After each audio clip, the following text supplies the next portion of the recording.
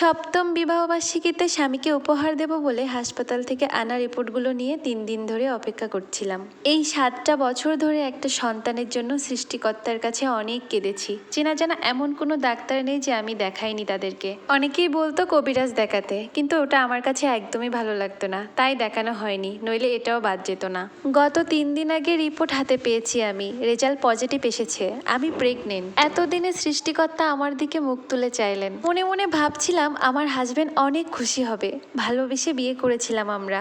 বিয়ের 1 বছর পর আমার হাজবেন্ড এবং আমার শাশুড়ি বাচ্চার জন্য বায়না করতে লাগলো। যদিও আরো অনেক পরে বাচ্চা নেওয়ার ইচ্ছা ছিল আমার, কিন্তু হাজবেন্ড এবং শাশুড়ির আবদারের কাছে আমিও রাজি হয়ে গেলাম, না করতে পারলাম না। এরপর দেখতে দেখতে 2 মাস, 4 মাস, 6 মাস, কয়েকটা বছর পার হয়ে গেল, কিন্তু আমি এখনো কনসিভ করতে পারলাম না। এরপর সবাই আমার উপর বিরক্ত, শুরু হলো ডাক্তার দেখাদেখি, কিন্তু কিছুতেই কোনো কাজ হচ্ছিল না। বিয়ের 6 বছর পর অবশেষে আর ধৈর্য ধরতে না পেরে আমার স্বামী দ্বিতীয় বিয়ের কথা বলেই ফেললো। অবশ্য এই বিষয় নিয়ে আমার শাশুড়ি অনেক আগেই তার ছেলেকে বলেছিলেন। নিহাত আমরা শুধুমাত্র ভালোবেসে বিয়ে করেছিলাম বলে আমার স্বামী এতদিন মুখ বুজেছিলেন। 6 বছর পর যখন দেখলো আমার আর কোনো বাচ্চা হয় না, তখন আমার স্বামীর ধৈর্যের বাঁধ ভেঙে যায়। তখন আমাকে বোঝায়, তুমি এ বাড়িতেই থাকবে, তোমার কোনো অযত্ন হবে না, শুধু একজন সদস্য এই পরিবারে যুক্ত হবে। আমার স্বামীর জন্য এই কথাটা বলা এতটা সহজ হলেও আমার জন্য এই ব্যাপারটা মেনে নেওয়া অনেক কষ্টের ছিল। তখন আমি আমার স্বামীকে অনেক অনুরোধ করেছিলাম, হাতে পায়ে ধরেছিলাম, সে যেন দ্বিতীয় বিয়ে না করে।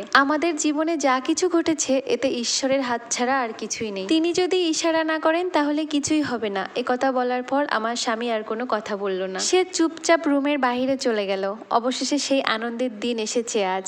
আমি পুরো রুমটা ফুল আর মোমবাতি দিয়ে সাজিয়েছি, ঠিক সেই প্রথম বিবাহবার্ষিকীর মতো। একটা কেকও অর্ডার করে এনেছিলাম, শুধু অপেক্ষা করছিলাম আমার স্বামী কখন বাসায় আসবে। রাত 12টার সময় কলিং বেল বেজে উঠলো। আমি দৌড়ে গিয়ে দরজা খুললাম। দরজার সামনে দাঁড়িয়ে আছে আমার শাশুড়ি, পিছনে দাঁড়িয়ে আছে আমার স্বামী, আর তার পাশে আধা ঘোমটা টানা বেনারসি পরা বিয়ের সাজে একটি মেয়ে দাঁড়িয়ে আছে। আমার কয়েকটা মুহূর্ত লাগলো বিষয়টা বুঝতে। আমি আমার স্বামীর দিকে তাকালাম, সে অপরাধীর মতো মাথা নিচু করে দাঁড়িয়ে আছে। পরিস্থিতি সামাল দিতে আমার শাশুড়ি বলে উঠলো, নতুন বউকে আর কতক্ষণ দরজার সামনে দাঁড় করিয়ে রাখবো, তুমি দরজার সামনে থেকে সরে দাঁড়াও। আমাকে সরিয়ে দিয়ে আমার শাশুড়ি, আমার স্বামী, সঙ্গে তার নতুন বউ ঘরে প্রবেশ করলো। সকালে আমার শাশুড়ি বলেছিলেন আমার স্বামীকে নিয়ে তার এক আত্মীয়র বাড়িতে যাচ্ছেন, ফিরতে অনেক রাত হবে।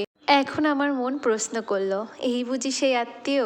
আমাদের বিবাহবার্ষিকী উপলক্ষে সবার জন্য বিরিয়ানি রান্না করেছিলাম, আর পুরো ঘরটাও গোলাপ ফুল দিয়ে সাজিয়েছিলাম। একদিকে বিরিয়ানির গন্ধ আর অন্যদিকে তাজা ফুলের সুবাস, সারা ঘর যেন গন্ধে মৌ মৌ করছে। এর কিছুক্ষণ পরে আমার শাশুড়ি, আমার স্বামী আর তার নতুন বউকে নিয়ে আমাদের বেডরুমে আসে। তারা এসে দেখে সারা ঘর ফুল দিয়ে সাজানো। আমার শাশুড়ি বলে ওঠে, ভালো হয়েছে ফুল দিয়ে সাজিয়েছো, তা না হলে এত রাতে অন্য কাউকে দিয়ে ফুল আনিয়ে তারপর ঘর সাজাতে হতো। আমি আমার শাশুড়ির কথায় কোনো উত্তর দিলাম না। আসলে কি বলবো ভেবে পাচ্ছিলাম না। কারণটা তো আমি জানি, আমার স্বামী একটা সন্তান পাওয়ার জন্য কতটা উৎসুক ছিলেন। তবে আমার স্বামীর মুখে মাঝে মাঝে দ্বিতীয় বিয়ের কথা শুনলে আমি খুব কষ্ট পেতাম, খুব ভয় পেতাম। মনে মনে ভাবতাম, অনেকেই তো অনেক কথা বলে, একটা সন্তানের জন্য কেউ আবার দ্বিতীয় বিয়ে করে নাকি। আর যাই হোক, আমরা তো ভালোবেসে বিয়ে করেছি, আমার স্বামী আমাকে কখনোই ঠকাবে না। কিন্তু হায় রে কপাল, আমার স্বামী আমার সব ধারণা ভুল প্রমাণ করে দিয়ে আর একটা বিয়ে করে ঘরে আনলো। নতুন বউকে রুমে রেখে আমার স্বামী ড্রয়িং রুমে এসে আমার পাশে বসলো। সে অনেকটা অপরাধীর মতো মাথা নত করে বলল,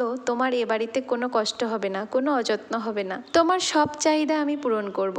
একথা বলে আবার সে রুমে চলে গেল।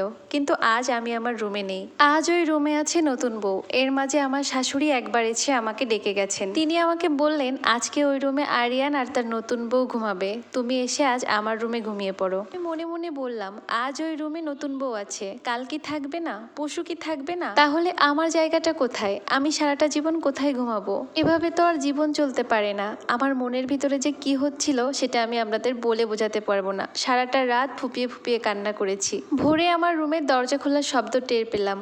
আমার স্বামী রুম থেকে বেরিয়ে সোজা অষ্টমীর দিকে গেল। বাইরে থেকে শব্দ শুনে বোঝা যাচ্ছিল সে শাওয়ার নিচ্ছিল। তখন আমার ভেতরটা দুমড়ে মুচড়ে যাচ্ছিল।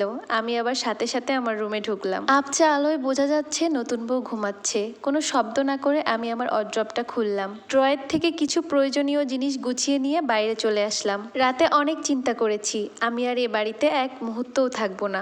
নিজের স্বামীকে অন্য একটা মেয়ে স্বামী বলে ডাকবে, আমার স্বামী অন্য একটা মেয়েকে আদর করবে, এটা আমি কখনোই চোখে দেখতে পারবো না। তবে বেরিয়ে আসার আগে আমার স্বামীর উদ্দেশ্য আমি একটা চিঠি লিখে আসি, কারণ আমি জানি সকালে সে রান্নাঘরে আসবে আমার সাথে দেখা করতে, আমার হাতের এক কাপ চা খেতে। সে হয়তোবা আমাকে জড়িয়ে ধরে কিছুটা অনুতপ্ত হবে, কিন্তু সেই জায়গাটা আমি রাখিনি আর কখনো রাখবোও না। চিঠিতে লিখেছিলাম, প্রিয় স্বামী, কখনো ভাবিনি আমাকে এমন পরিস্থিতিতে পড়তে হবে। তোমার সামনে দাঁড়িয়ে আমি কথা বলার শক্তি পর্যন্ত পাবো না, তাই বাধ্য হয়ে লিখে যাচ্ছি। তুমি কি জানো আমি তোমাকে কতটা ভালোবেসেছি, এখনো বাসি আর পরেও বেসে যাব। কিন্তু এখন আর আমি তোমার কাছে থাকবো না।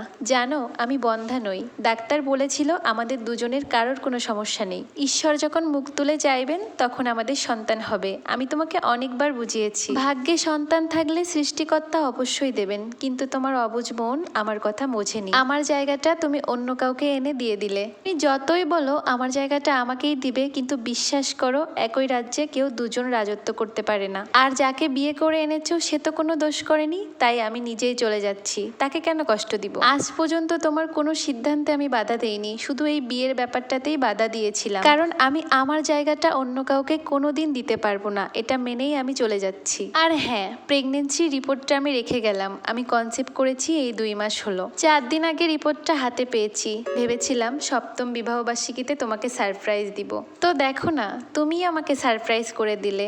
ভাবলাম আমি একা কেন কষ্ট পাবো, তুমিও একটু অংশীদার হও। তুমিও তো বাবা, তাই না? সারা জীবন এটা ভেবেই কষ্ট পাবে যে কমতির জন্য তুমি আমাকে আমার জায়গাটা অন্য কাউকে এনে দিলে। সেটা আমার মধ্যেই পূরণ হলো। আমি তোমাকে কখনোই ডিভোর্স দিব না, কারণ আমার বাচ্চার তার বাবার প্রয়োজন হবে। তুমি সময় মতো আমাদের সন্তানকে দেখতে পাবে। আর হ্যাঁ, আমাকে বৃথা খোঁজার চেষ্টা করো না, ফলাফল আরো খারাপ হবে। তুমি শুধু এটুকুই মনে রেখো, তুমি সেই তোমার ছোট্ট বউটাকে হারালে, যে তুমি ছাড়া এই দুনিয়াতে আর কাউকে চিনতো না। হয়তো আমার আর তোমাকে আদর করে স্বামীজান বলে ডাকা হবে না। ভালো থেকো, তুমি সুখে থেকো।